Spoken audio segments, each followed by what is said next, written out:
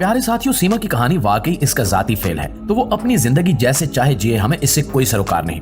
लेकिन इस कहानी के अंदर काफी चीजें मशकूक हैं और इसके बयानात भी काफी तजादात का शिकार हैं, जो किसी हैंडलर की ग्रेटर स्कीम का पता देते हैं। जिस लड़की की मादरी जुबान सिंधी हो, तालीम सिर्फ 5 जमात हो और वो अपनी उम्र के इब्तिदाई 15 साल सिंधी समाज में रही हो, उसके लिए अपना लबो लहजा ऐसा बदलना कि उसकी गुफ्तगू से सिंधी लहजे का असर जाहिर ना हो, ये तकरीबन नामुमकिन सी बात है। ऐसी लड़की का कराची आके 7 साल अपने लहजे को सीपी के अहले जुबान जैसी उर्दू में तब्दील करना भी मुमकिन नहीं है, क्योंकि ये लहजा यहाँ के अमूमी बोलचाल में अब कहीं भी नहीं है। सिर्फ यूपी, सीपी और हरियाणा के कुछ उम्र रसीदा लोग हैं जो ये लबो लहजा रखते हैं और वो गाहे बगाही कहीं मिलते हैं। फिर चाहे कोई कितना भी स्मार्ट हो, वो 3 साल में हिंदी के अल्फाज अपनी उर्दू में ऐसे रवानी के साथ यूज करना नहीं सीख सकता जैसे सीमा यूज करती है।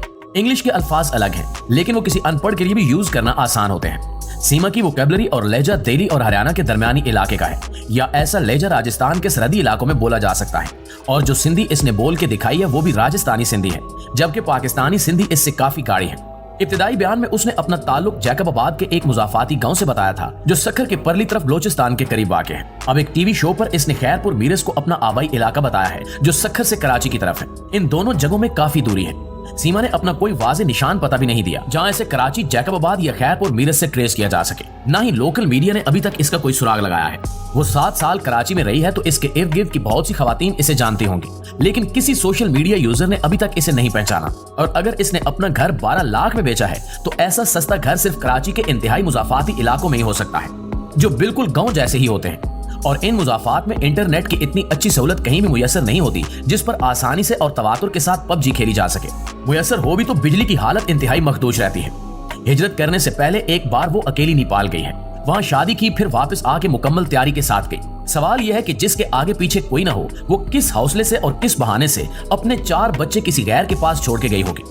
इन हालात में हमारा पहला तासुर ये बनता है कि लड़की की जुबान, एटीट्यूड और एतमाद इसे पाकिस्तानी समझने में सख्त माने है। ये भारत की लड़की है जिससे कोई रियलिटी शो जैसा ड्रामा कराया जा रहा है। इस शो का मकसद पीर मिट्ठू साईं जैसों को ये बावर कराना हो सकता है कि हिंदू लड़कियों को कन्वर्ट करके मुसलमानों से ब्याहना इनके लिए भी इतना ही तकलीफ देह है जितना अब मुसलमानों के लिए है। बिलफर्ज इस लड़की की शनाख्त साबित हो जाती है कि वो पाकिस्तानी ही है और मामला बिल्कुल क्लियर मोहब्बत का ही है, तो हमें ये मानने में कोई आर नहीं कि गरड़ी में लाल की तरह गरीब के झोंपड़े में भी ऐसे काबिल और बाहिम्मत लोग पैदा हो सकते हैं जो कुछ करने की ठान लें तो किसी भी नामुमकिन काम को मुमकिन बना लेते हैं। इस सूरत में हम पहले किए गए तमाम सवालों को नजरअंदाज कर सकते हैं, लेकिन इस कदर हैरत अंगेज हिम्मत रखने वाली लड़की के मुकाबले में जब इसके इंतखाब को देखते हैं तो वही सवालात दोबारा दावते फिक्र देते हैं कि जिस लड़के के पीछे वो गई है, इस तरह के गरीब और बेरोजगार झामरू तो यहाँ भी बहुत मिल जाते हैं। सचिन में ऐसी क्या बात है जो एक औरत को 4 बच्चों के साथ देश और मजहब तब्दील करने पर मजबूर कर दे। नाज़िर-ए-गिरामी, हम गरीबी और ज़ाहिरी शबाहत को भी छोड़ देते हैं। इंसान के अंदर कोई हुस्न या कशिश का उनसर होता है तो वो सिर्फ उसकी गुफ्तगू से जाहिर हो सकता है, और वो लड़का अब तक ऐसा एक लफ्ज भी नहीं बोल सका जिससे कोई मुतासिर हो सके, बल्कि वो ऐसे बैठा है जैसे कनातें लगाने वाला फंक्शन खत्म होने के इंतजार में होता है। आपको याद होगा जो बच्ची कराची से लाहौर गई थी वो भी पबजी का ही शाखसाना बताया गया था, और वो लड़का भी मेहमान अदाकार की तरह बिल्कुल ऐसा ही ला ताल्लुक और दबा हुआ नजर आता था जैसे ये सचिन दिखाई देता है। और बाद में इस केस का लिंक कुछ नामालूम बर्दा फरोशों की तरफ मंसूब हुआ था। अब इस केस के 3 पहलू हो सकते हैं। पहला तो वही है जो सबके सामने है, इसमें कोई ड्रामाई तब्दीली नहीं आती तो हफ्ते 10 दिन में ये मामला खुद ब खुद किस्सा पारी न बन जाएगा। लेकिन इसके पीछे जो स्क्रिप्ट और हैंडलिंग नजर आती है, इसे दुरुस्त समझा जाए तो इसके 2 हिस्से हो सकते हैं। एक ये कि सिंध में हिंदू लड़कियों को इस्लाम कबूल करवाने वाले पीर मिट्ठू साईं को पैगाम दिया जाए कि अगर तुम लोग बाज नहीं आते तो फिर ऐसा भी हो सकता है। अगर ये मिट्ठू साईं को जवाब था तो बिलाशुबा बहुत करारा जवाब था। इससे यहाँ के हर तबके को काफी तकलीफ पहुंची है। जिस तरह लड़की को वहां ट्रीट किया जा रहा है, इससे यही जाहिर होता है कि इस काम के पीछे कोई मुनज़्ज़म हिंदू संगठन अपनी इंतजामी और माली मुआवनत के साथ मौजूद है, जिसने लड़की को मालो जर के एवज इस काम पर माइल किया, और सचिन को भी, क्योंकि इन दोनों के दरमियान लव स्टोरी वाली कोई केमिस्ट्री दिखाई नहीं देती, ना ही इसमें ऐसी कोई काबिलियत है जिस पर कोई लड़की मर मिटे, बल्कि सचिन की हालत भी ऐसी लगती है जैसे वो इस्तेमाल हो रहा है। हीरो जैसी कोई कैफियत और खुशी इसके चेहरे पर है और ना ही गुफ्तगू में। बस बच्चे को गोद में लेकर बैठा हुआ है। हर इंटरव्यू में बच्चे को गोद में बिठा के नुमायां करते रहने की कोई जरूरत नहीं थी, सिवाय इसके कि भारत का इंसानियत पसंद चेहरा उजागर करने की कोशिश की जाए। फिर जिस तेजी के साथ इनके तमाम काम पाया तकमील को पहुंच रहे हैं और जो पजीराई दी जा रही है, ये उस वक्त तक मुमकिन नहीं जब तक कोई मुनज़्ज़म संगठन इनके पीछे ना हो, और इन्हीं बातों से स्क्रिप्ट की बू आती है। नाज़िर-ए-गिरामी, इस मामले का तीसरा रुख करीने क्यास तो नहीं लगता, लेकिन खारिज अज़ इम्कान भी हरगिज नहीं है। वो ये है कि पाकिस्तान के पिसे हुए समाज से ऐसे लोगों की हौसला अफजाई की जाए जो अपना मजहब छोड़ के हिंदुइज्म इख्तियार कर लें।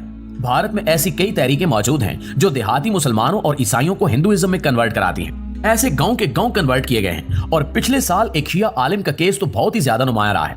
इस काम का फायदा इनकी नजर में ये हो सकता है कि हिंदुइज्म को सच्चा और इस्लाम को खोटा करार देकर मुसलमानों के मोराल को तबाह किया जाए। इसका असर आपको यहाँ फेसबुक के उन ब्लॉगर्स में भी नजर आता होगा जो आए दिन भारत को कदीम साइंसी और इल्मी रियासत के तौर पर मनवाने के लिए हींग रहे होते हैं। हमारे इदारों को इस मामले की तहकीक करनी चाहिए कि वो कहाँ रहती थी, किन हालात में थी, किन लोगों के जरिए और मुआवनत से वो नेपाल के रास्ते गई, उसके एयरलाइन टिकट्स भी ट्रैक करने चाहिए और देखना चाहिए कि कोई बाकायदा तंजीम तो इस काम के लिए यहाँ मुतहरिक नहीं है। बिलखसूस किसी ने इसके बच्चों को यरगमाल बनाकर इसे ब्लैकमेल करके तो इस काम पर मजबूर नहीं किया और वो गरीबनी ममता की मारी ब्लैकमेल हुए जा रही हो। इस दाल में कुछ न कुछ काला जरूर है। इसलिए भारतीय सिफारतखाने से शादी के लिए वीजा लेने की बजाय जो नेपाल का कॉरिडोर इस्तेमाल किया गया है, इसके बारे में पूरी दुनिया जानती है कि यह भारतीय एजेंसी का ही कॉरिडोर है।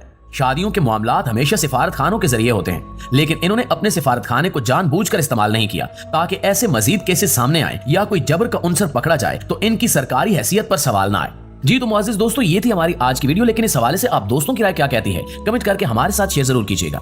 इंशाल्लाह आपसे मुलाकात होती है अगली वीडियो में। तब तक अपना ढेर सारा ख्याल रखिए। अल्लाह निगहबान।